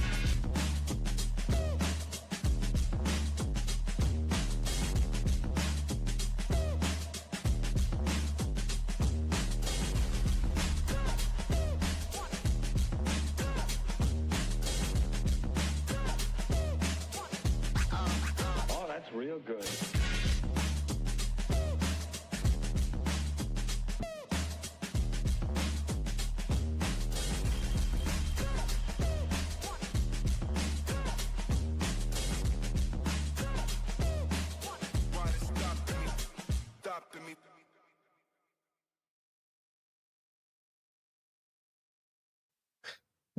When Joe Biden's brain melted on The View, something unexpected happened. A Democrat star was born. If you haven't seen the video, it's absolutely worth watching because a slightly different timeline, i.e., Biden's presidential debate with Trump, was scheduled closer to November or canceled altogether, and the Democrats were capable of keeping those 2020 coup era voting restrictions. There's at least a 45% chance Joe Biden would have won a second term. Seriously, had he not been unmasked on national TV as an invalid, it's revisionist history to assume that Biden was a no-hoper. Even after humiliating himself on his one and only debate, we finally beat Medicare. He had 58% approval rating after dropping out of the race, trailed Trump by just 1 point, 47 to 46. Donald Trump wasn't the only one who dodged a bullet in 2024. Our whole country did. But there's no way Joe Biden could have handled the rigors of the presidency for another term. He couldn't even handle the yapping yentas on The View. I'm not going to watch it because it'll get me all kinds of, it's a full broadcast. I'm not going to do it. Biden lacked the cognitive abilities to answer a question about his lack of cognitive abilities, so he rambled, and by the end of his rambling, disjointed response, it was pretty clear he had forgotten what the original question was, so his wife jumped in and answered for him. The contrast between the steady clarity of Dr. Jill Biden's voice and the ex-president's raspy, meandering performance was considerable. For all of Joe's shortcomings and limitations, there was a time when he was above average public speaker. He was never on par with someone such as Ronald Reagan or Barack Obama, but he built his brand by looking, sounding, and playing the part of a liberal's idea of a working class hero. Well, that time is over. At this point, trotting him out on public stage is borderline elder abuse. It's cruel. The Democrat Party is a very weird place right now. They have no credible leadership. They're completely out of power, and their poll numbers are in the toilet, which is why they're desperately searching for a savior, someone who will rescue them from the political wilderness. To understand the mens rea of today's Democrats, all you need to know is this. According to Rasmussen, 71% of Democrats and 80% of liberals would favor a law that throws Elon Musk in jail. The fact that the majority of Democrat voters would support imprisoning Elon Musk for trying to make government more efficient is a shocking indictment of the modern left, which has become increasingly more tyrannical in recent years, said Justin Haskins, senior fellow at the Heartland Institute, the poll's primary author, reached a point where many Americans would rather unjustly punish innovation than fix the broken systems Musk was trying to reform. The Dems base isn't just angry, they're freaking apocalyptic. They're talking a world breaker Hulk levels of rage. The Democrat who taps into this anger becomes the emotional avatar will capture the heart of the party. And that's what was so intriguing about Joe Biden's mental meltdown on The View. Potentially a brand new star was born. Unquestionably, liberal voters greatly preferred the Biden years to either Trump or Trump 1 or Trump 2. Liberal longing will grow as Trump's second term continues. We're just barely out of 100 days. Absence, after all, makes the heart grow fonder, but it's already at a fever pitch. They'd sell their grandma to the Cossacks to return to the Biden days. Question: if Biden is perceived as being brain dead, semi-animated automaton who then deserved credit for all those wonderful successes, who was actually running the show? Answer: Dr. Jill Biden. She's still in her early 70s, which makes her a neophyte amongst her party's geriatric giants, i.e. Nancy Pelosi, Chuck Schumer, Steny Hoyer, and Bernie Sanders. By the way, she's also a woman. That matters in the Democrat Party because personal identity carries an outsized impact. She's also a teacher, a profession liberals love and respect. Her caretaker role makes her sympathetic, even to traditional voters. We all know spouses who care for their elderly, infirm partners. It's heartbreaking. None of us know what goes on between the Bidens behind closed doors, but after nearly 50 years of marriage, most Americans would assume she's a loyal, loving, and compassionate spouse. In the minds of liberals, those qualities would contrast quite splendidly against the mercurial madness of MAGA. The biggest weakness of Dr. Jill Biden is her lack of experience because she's never held an elected office on her own. No matter if she's credited for being the power behind the throne during the Biden years, then clearly she already has the presidential experience she needs. Potentially, she could offer a powerful message to liberals. If you long for the sanity and the successes of the Biden administration, then Dr. Jill Biden is the perfect candidate. Well, to liberal ears, it's a compelling pitch. All the stuff we like about Biden, but none of that pesky senility. Joe Biden has aged out. Hunter Biden simply isn't electable. And if the Biden family needs a new acolyte, someone who keeps those donor dollars rolling in, Joe Biden is the best choice. Don't miss the personal profit motive. This is the Biden family we're talking about. If Dr. Jill Biden writes a memoir next year and goes on a book tour to Iowa, New Hampshire, and South Carolina, pay close attention. It could be the beginning of a far larger story. And it all began this week on The View. Crazy, huh? Wiping his butt, changing his diaper. Yeah. Well, this happened over the weekend. Well, it was Friday. Happy Friday, gentle readers. I pray this missive finds you well. I've been away from these pages for a while since our business has been demanding more and more of my attention. I have had a mild bout of writer's block. Writing is the only occupation which you can claim a mental health glitch as barrier to getting your job done. Well, that and being the 46th president of the United States plays stupid games, well, you know the rest. On Friday afternoon, a contingent of Democrats decided it was high time for a surprise inspection of the ICE detention facility in Newark, New Jersey. Among them was Newark Mayor Ras Baraka. Fox News notes that also numbered among the strike force were New Jersey's Democrat representatives Rob Menendez Jr., Bonnie Watson Coleman, and LaMonica McIver. The purpose was an oversight visit. The people whose welfare these supporters of democracy were so worried about to include suspected gang members, child rapists, and other assorted pillars of society. The outlet said the gate opened to let an ICE bus enter when the group decided to storm the facility. The excuse in question was that the operator, the GEO group, might be violating safety codes. Things did not go as planned, at least for Mr. Baraka. The Post-Millennial reported that his owner ran into some unexpected difficulties. Newark, New Jersey Mayor Raz has been arrested after he allegedly refused to leave the Immigration Customs Center. And we have that right here. So give me just a second. I want to show you guys what exactly happened here. Get off of her! Get off of her! You cannot push it! You cannot Congress! You can't push members of Congress! Get off of her! You are fascist! Fascist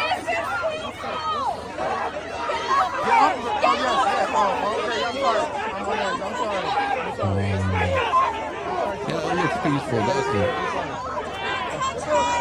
Looks real peaceful. That looks real peaceful, doesn't it?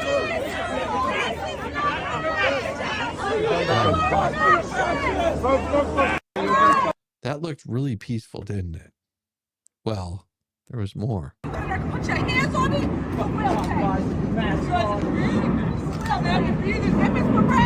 know that's wrong. Look at that. Handcuffed up. Real peaceful, huh? Yeah. That's what happens whenever you storm an ICE facility. Mm-hmm. Well, DHS released a statement to Fox News that read, these members of Congress storming into a detention facility goes beyond bizarre political stunt and puts the safety of our law enforcement agents and the detainees at risk. Members of Congress are not above the law and cannot illegally break into detention facilities. Had these members requested a tour, we would have facilitated a tour of the facility. This is an evolving situation. Spoiler alert, sarcasm ahead. Me thinks they doth protest too much. You know, I may be a little late to the party here, but has occurred to anyone else at all of this Democrat ire over arresting, deporting drug traffickers, gang members, and child rapists may not just be tied to shoring up the reliable voting bloc. I'm just spitballing, but maybe Dan Bongino needs to ask some key Democrats a variation of the old Capital One question: what's on your hard drive? Oh, there's always a wine recommendation. Thank you, Lincoln Brown. Yeah, but I do have another one that I wanted to show you guys, and I saw this one. I saw this one the other day, and you know, you can try to debunk it if you want to. I'm sure there's a reason for that. I'm sure there'll be a nice, good reason for debunking this next one. But tell me what exactly is going on here. Oh, you see the little spoon? And in case you're wondering what I'm pointing at, right over here, and this little thing right here, you're about to see those just magically disappear. Yeah.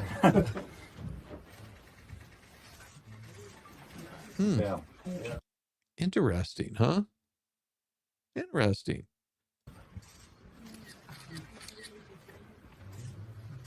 And there goes the hand. Boom, just dumps it right behind him. Oh, so what exactly was it? Why did they look like rats running around? I showed this to the hubs. Yeah. Amazing, isn't it, how those kinds of things happen after somebody just got back from visiting Zelensky. Weird, huh? Absolutely the weirdest thing that you've ever seen. Absolutely crazy. I wanted to pull something up.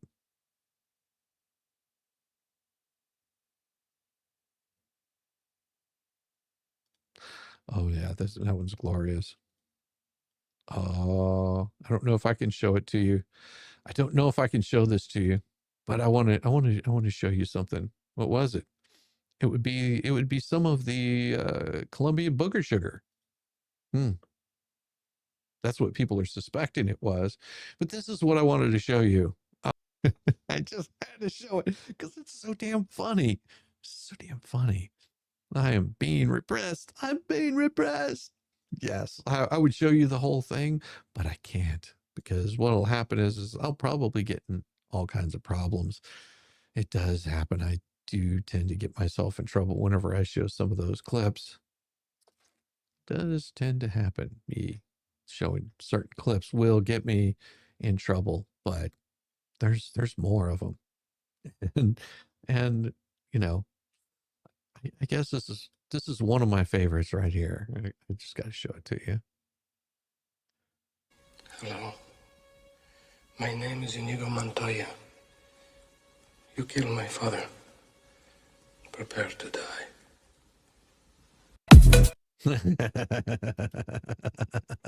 I like that one.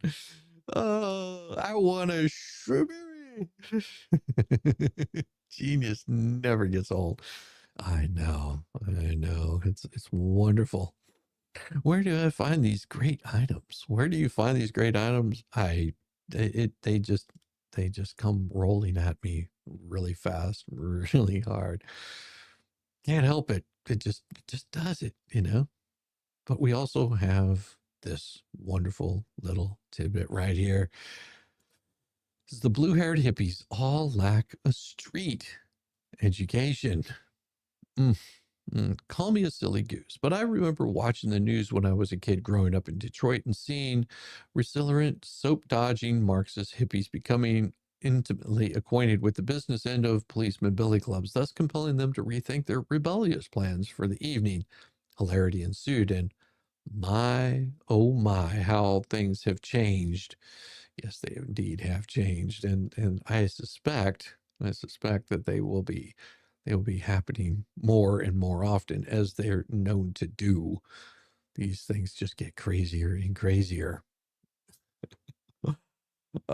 For starters, the rebellious beatniks have changed drastically. The male hippies of the 60s no longer look like hirsute Expedia troll, George Harrison on his iconic LP, All Things Must Pass. Factorama for you youngins. LP stands for long play, meaning the full-size record album to be played on hi-fi at the speed of 33 and third rotations per minute.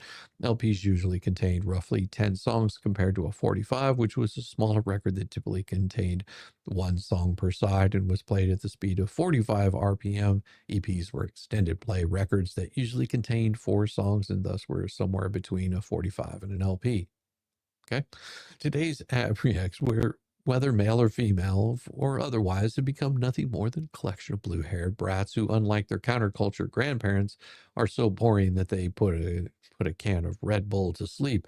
The promiscuity of the free love hippies of the 60s and 70s have been replaced today by incels who hate their genitals too much to use them. The biggest difference between the original bohemians who fought for free speech and their uptight grandchildren who now try to end it is this. Today's Marxist is frequently a rich kid who's never been punched in the face for acting like an ass clown. But before we get started, let me present this statement from the legal offices of KDJ Nation. This article for entertainment purposes only. Please do not go around walloping the annoying blue-haired gorgons, even though they're all begging for it.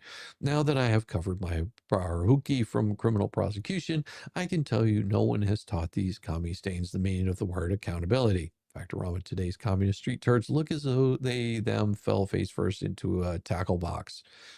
Why are these animals so nasty? My first guess would be that as kids playing soccer, communist football, they didn't keep score. Thus, there would be no losers. Irony. They're all losers. They never have been responsible for their actions, which is why today they get away with street tyranny like these gutless prags. Get back to the earth and kill yourself! Kill yourself, you old fucks! So are you gonna kill yourself tonight and be a good fucking boy? And doing this should not be done ever. This is their attitude towards people. Imagine have to have a police escort so you don't get attacked by any of these people calling for death. It would be so beautiful to see your bodies hanging from the trees. Do you understand where I'm coming from? Are any of those ladies really ladies? No, a lady comes with a certain connotation of acting ladylike. Back and forth. Are you gonna be submissive and drop fucking dead for me, babe? Imagine if a rifle shot you in the head. And see, calling for death like this would be making terroristic threats. And why these police don't arrest them is amazing to me. It's so beautiful, Dad. Let's go, I man. bet your old ass blood is beautiful on the concrete. That right there would be a terroristic threat, and they should be arrested immediately. Don't care who they are. They should be arrested and exposed for the kind of shitheads that they are.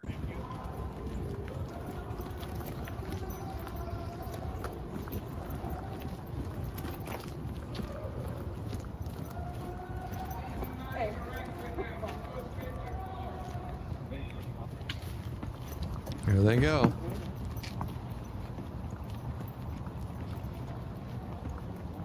Running to get to him. This is beyond ridiculous. And here they are, threatening them again. You are too cocky to be a transphobe. Kill yourself, you old transphobe! Do you see what I'm talking about? any of these ladies, really ladies. Yeah. I think they're gonna die before they find their car. Oh my god! Because they have no game.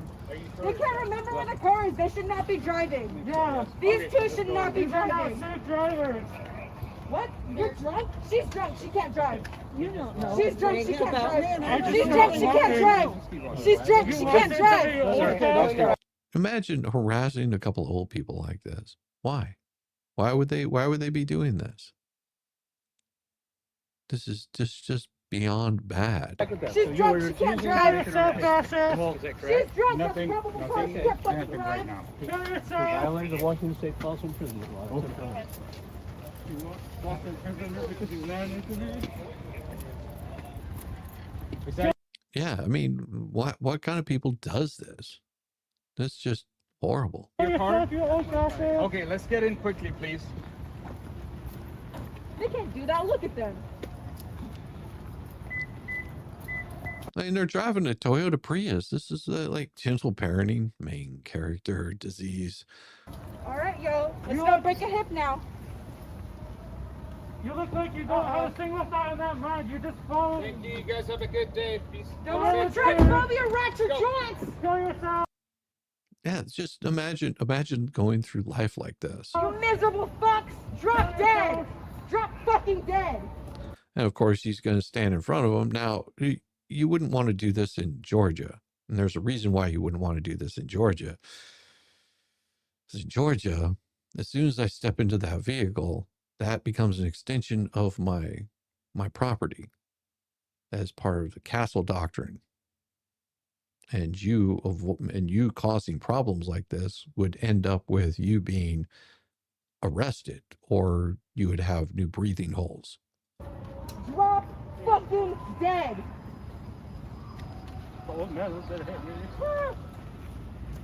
Just imagine your life being that miserable that you're calling on death of people. Why did the cops allow these soy suckers to terrorize this couple instead of filling their eyes with military-grade pepper spray? Were they told to stand down, or do they frequently bend a knee to these animals? There's even more.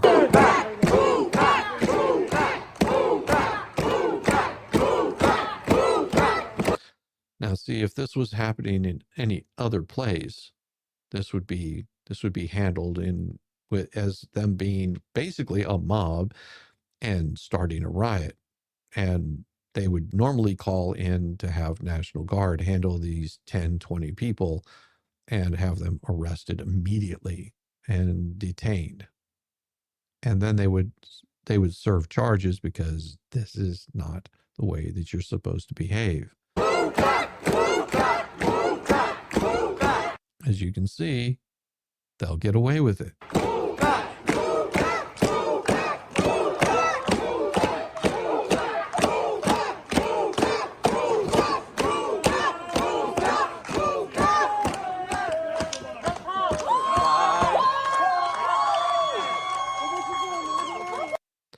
And they think that they're winning.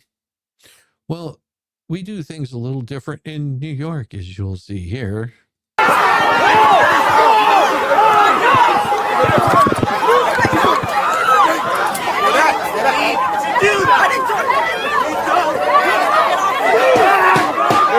As you can see, she is about to be arrested. Try this in Sheriff Judd's territory. That right there will become someone being arrested. Pull them apart, separate them, arrest them, handcuff them, interfering.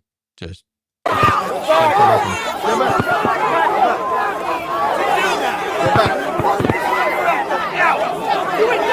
as you can see, they're about to be hog-tied up and handcuffed and drug off into spend their time in jail.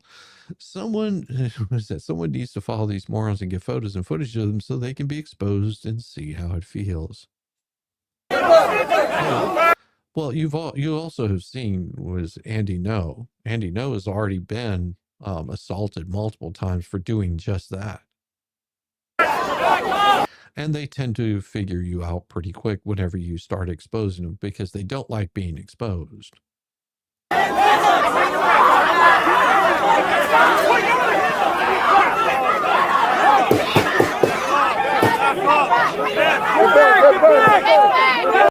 And you see boys with the riot gear helmets up, that would never be happening in most places. You would put those little helmets down. They've got their little visors up. You put those visors down. You get out your belly club. You make sure that you have your plastic shield and you move them all away. But of course, it's more about, pushing, shoving. Get back! Get back!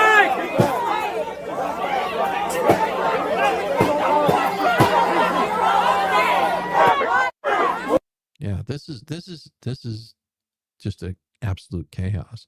Now, there should be more like that. Perhaps the Seattle cops should take some training on commie control from the NYPD. I recall the halcyon days when a spitting hippie like this perma-virgin would face full of sidewalk and a few nights free stay in a gated community, compliments of the boys in blue. Like this. So we need to get really focused. Who the fuck are you? You are Martin. How you doing? Whoa.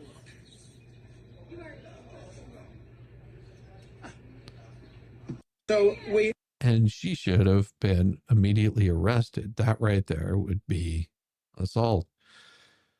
Update around Little Miss Spittle has been arrested, is facing 20 years in the Huskow. Yeah, Little Miss Spittle arrested. Meet Antifa's answer to Mary Feldman. Language warning. No, I'm not going to show that one. 90-pound bundle of parental disappointment. They might be in my favorite Antifa. Lady boy to hit the streets, lady. Listen to its weak testosterone star's voice squeak as its brain tries to get another testicle to drop and force its scrawny gluten-free body reluctantly into puberty. My favorite thing I love seeing is when the resistance in Palestine shoots an Israeli tank and kills them. You know, the same goes for the cops, honestly. When I saw the precinct when they burn, throw gay people from buildings in Gaza. That's my favorite. Show me evidence. Shut the fuck up. When I saw the precinct burn during 2020. That's pretty damn squeaky. The one common denominator that connects all of these milksop hermaphrodites, I bet 99.9% of them have never been held responsible by the cops, their parents, or those they attack for their nestle-cock behavior, except for the Black Marty Feldman guy. I suspect his pituitary gland was hit by a karmic bolt of lightning. Let's keep the jollies going on and visit our friends at Jokes and Point. Check out their latest video, perhaps even hit subscribe button to stay tuned in. Remember, patriots are funny and Marxists are nothing but joyless big girl blouses. But I'm not going to show that because, well, then I would have to shout them all out, and I don't know what kind of people they are. And are these people that are so scared to show their face? Why? Well, because it's nothing glorious to look at, I guarantee you. I guarantee you, Star Z, there is nothing glorious about their craziness. They've got some serious issues, and well, that's how it goes. you gotta have the crazies. You gotta have the crazies. There's nothing more glorious than any of that. Let me see. I was looking for something. I want to just double check. Yep.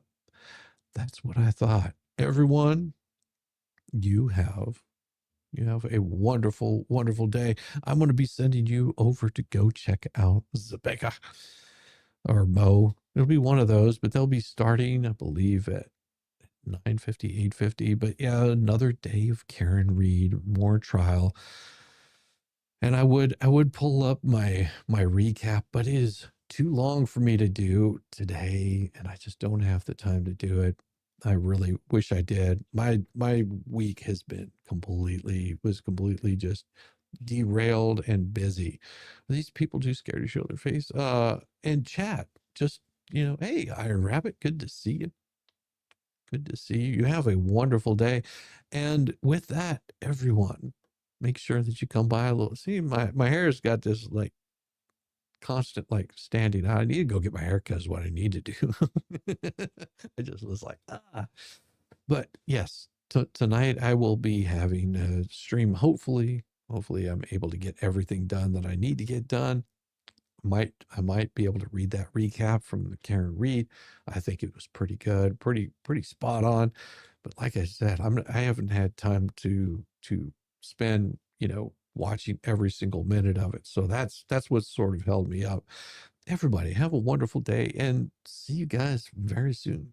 Peace. Bless your heart. I thought I was the only mentally challenged one here.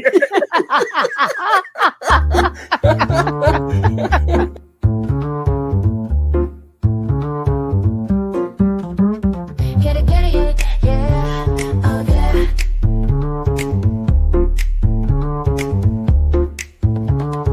Early morning, rise and shine. Coffee's brewing, feeling fine. News is out and on the air. Shizzy Whiz nuts wild, but we don't care. Morning Whiz and Coffee. Talk the news, he's a tease. Laugh it off, we're on the go. Shizzy Whiz nuts, start the show. Let's go. Get it, yeah, oh yeah. Headlines spinning in the breeze. Stupid jokes, he's such a tease. Sip the Java, wear a smile. Pants are off, but stay a while. Morning Whiz and Coffee. Talk the news, he's a tease. Laugh it off, we're on the go. Shizzy Whiz, let's start the show. Let's go. Get it, yeah, oh yeah. Headlines spinning in the breeze. Stupid jokes, he's such a tease. Sip the Java, wear a smile. Pants are off, but stay a while. Morning Whiz and Coffee. Talk the news, he's a tease. Laugh it off, we're on the go. Shizzy Whiz, let's start the show. Let's go. Get it, yeah, oh yeah. Serious is overrated. Every day we're caffeinated. Talk the town, but in a jest. Morning Whiz is always best.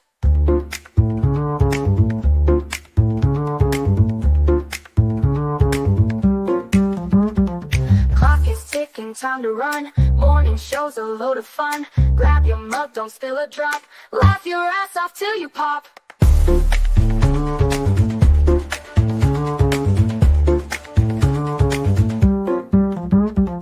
Clock is ticking, time to run. Morning show's a load of fun.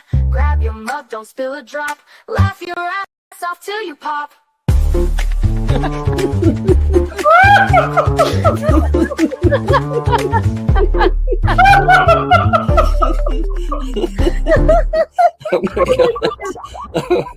Oh my god, Shizzy breaks Larry. Shizzy broke Larry.